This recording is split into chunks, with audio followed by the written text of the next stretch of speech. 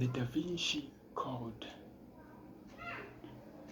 In the hushed corridors of Louvre Museum, Louvre, in Paris, the night was shattered by violence. Jacques Saunier, the elderly curator, staggered through the galleries, pursued by a relentless figure. Moments later, a gunshot echoed, and Saunier collapsed beneath the gaze of Leonardo da Vinci, da Vinci's masterpiece. Yet, even in death, he was deliberate, arranging his body in a strange pose, scrawling cryptic symbols in his own blood, leaving behind a trail of riddles only someone he trusted could follow. That someone was Robert Langdon, a Harvard professor of symbology. Visiting Paris for a lecture, Langdon was summoned by the police to interpret the bizarre crime scene. But as he examined Saunier's final message, suspicion fell upon him. The police captain, Bezoface, believed Langdon himself was the killer. Before Langdon could protest, a young cryptologist named Sophie Neveu, I don't know how to pronounce that properly, appeared. She was Saunier's granddaughter, estranged yet still loved by him.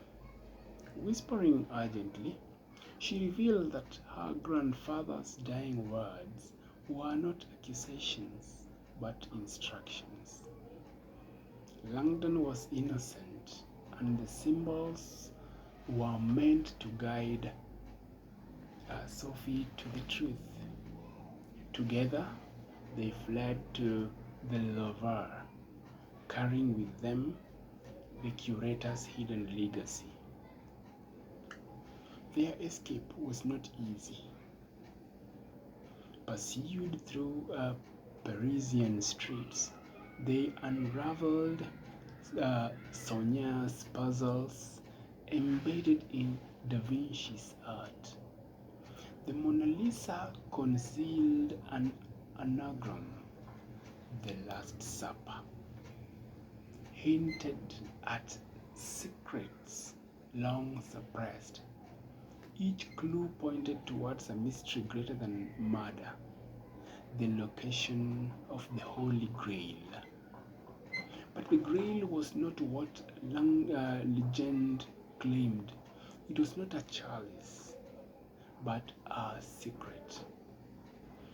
Documents and evidence suggesting that Jesus Christ and Mary Magdalene were married, that their bloodline continued, and that the church had concealed this truth for centuries. Saunier had been Grand Master of the Priory of Sion, a secret society sworn to protect this knowledge. His death was part of a larger conspiracy. Meanwhile, another figure moved in the shadows. Silas, an albino monk devoted to Opus Dei, a Catholic sect, manipulated by a mysterious figure known only as the Teacher. Silas believed he was serving God by eliminating the guardians of the Grail. His devotion was absolute, his violence merciless. Langdon and Sophie sought refuge with Sir Leigh Teabing, a wealthy British historian obsessed with Grail lore. Teabing welcomed them into his estate, explaining the theory that the Grail was not a vessel, but a woman, Mary Magdalene herself, whose tomb and documents proved her role as Jesus' companion. He argued that the church had demonized her to suppress the truth, reshaping history to maintain power. The trio embarked on a perilous journey across Europe. From Paris to London, they followed riddles hidden in ancient manuscripts, secret codes embedded in architecture, and cryptic references in Da Vinci's work. Along the way, Sophie discovered that her grandfather had not only protected the Grail but also protected her. She was, in fact, part of the secret bloodline he had died to defend. But the betrayal lacked claws. Tibin, once their ally, revealed himself as the teacher, the mastermind behind the murders and manipulations. His obsession with the Grail had consumed him, driving him to orchestrate Sonia's death and manipulate Silas into violence. In a tense confrontation, Langdon and Sophie exposed his treachery, and Tibing was arrested. The final leg of their journey led them to Roslin Chapel in Scotland, a place steeped in mystery and legend. Within its carved walls, Sophie confronted her past.